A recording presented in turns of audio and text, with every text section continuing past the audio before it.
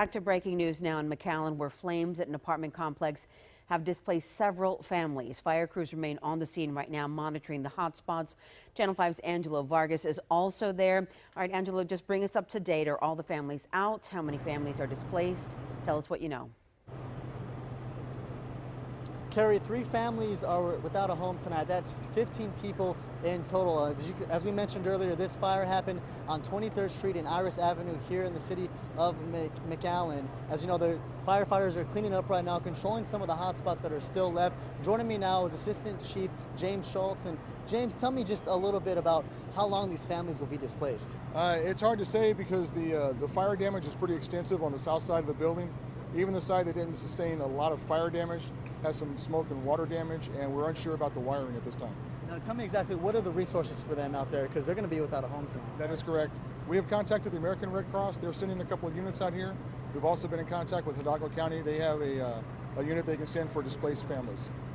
Exactly. Who inspects these type of apartment complexes out here? Those inspections are done by the McAllen Fire Department upon request by the property owner.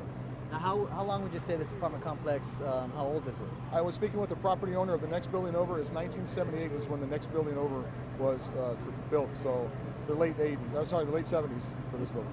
So how long is it going to take for you guys to clean up, move out of here and clean everything up? We'll probably be gone in about an hour, hour and a half, but the investigation will be ongoing, probably at least a couple of weeks.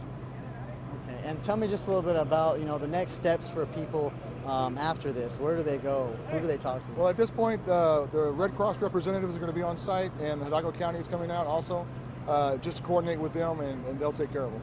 Thank you very much, sir. I appreciate it.